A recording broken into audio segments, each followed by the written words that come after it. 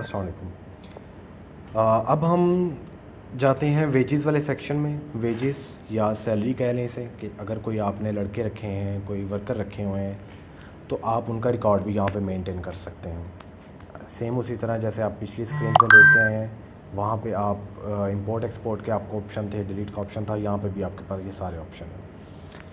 यहाँ पे नीचे आप आएंगे तो आपको वर्कर्स शो हो रहा है और यहाँ पे एक पेमेंट्स शो हो रहा है। जो वर्कर्स की आप पेमेंट करते जाएंगे वो यहाँ पे पेमेंट्स वाले सेक्शन में आपको शो होती जाएंगी। अब मैं एक सिंपल वर्कर एक ऐड करता हूँ। लेट्स से उसका नाम तलहा है।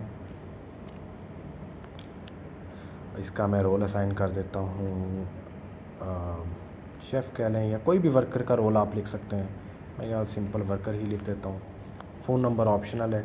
अब आप इसे पे जो है ना, पे साइकिल उसका मंथली है, डेली है या फिर वीकली है, वो आप डिसाइड कर सकते हैं। लेट्स से इसका मंथली है, मैं मंथली रख देता हूँ।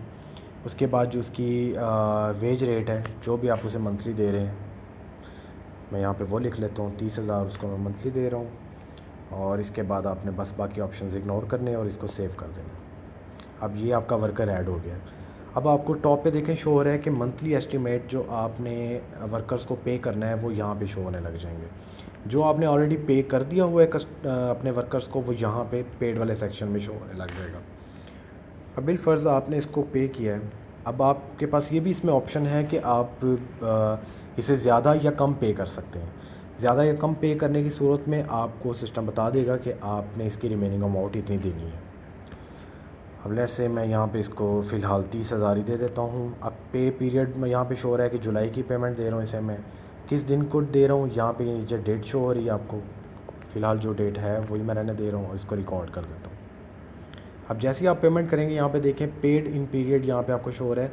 30,000 आपने मंथली एस्टिमेटेड देने थे और 30,000 आपने पे कर दिया हुआ है। तो यहाँ से आपको पता चल गया कि मेरा कोई वर्कर अनपेड नहीं रहा। और यहाँ पे वो जो वर्कर्स की जितनी भी आपने पे की होंगी, पे किए होगी, जितना भी रिकॉर्ड होगा वो यहाँ पे सारा आपको शो हो जाएगा।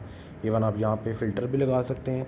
आप देखना चाहते हैं कि किस वर्कर को मैंने टोटल कितने दे दिए हैं और किस डेट से लेके किस डेट तक, वो मंथली वाइज भी आप देख सकते हैं। इसके बाद हम आ जाते हैं एनालिटिक्स एंड रिपोर्ट वाली स्क्रीन पे।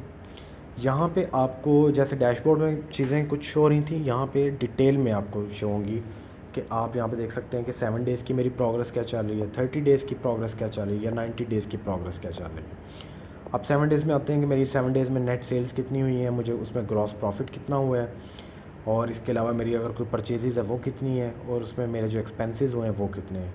परफॉर्मेंस ट्रेंड में आपको शो हो रहा होगा कि आपने कितनी जो है ना हर डे के हिसाब से आपकी सेल हुई है। उसके बाद कैश एंड इन्वेंट्री वाले सेक्शन में आपको यहाँ पे शो हो जाएगा कि रिसीवेबल आपने कितने करने हैं, अगर कोई पे करने हैं तो वो कितने हैं, अगर कोई लो स्टॉक या आउट ऑफ स्टॉक हुआ तो वो यहाँ पे अलर्ट आ जाएगा। यहाँ पे जितने भी पेमेंट मेथड आपने ऐड किए होंगे, उस पेमेंट मेथड में कितनी इन्वॉइसेस आपने रिसीव कर ली हैं और कितने पीकेआर पैसे आपके बन गए वो यहाँ पे शो हो जाएंगे। और जो आपकी टॉप की प्रोडक्ट चल रही होगी, अब आपने देखें 7 डे का फ़िल्टर लगाया, तो 7 डे के मुताबिक जो आपकी टॉप की प्रोडक्ट होगी वो यहाँ पे आपको शो हो जाएगी। इस तरह आप ये वाली जो एनालिटिक्स एंड रिपोर्ट वाली स्क्रीन है और जो इसमें डाटा है, आप इसको एक्सपोर्ट भी कर सकते हैं, शेयर कर सकते हैं पीडीएफ फॉर्म में, और उसमें मज़ीद आपको डिटेल में चीज़ें शो हो जाएंगी। और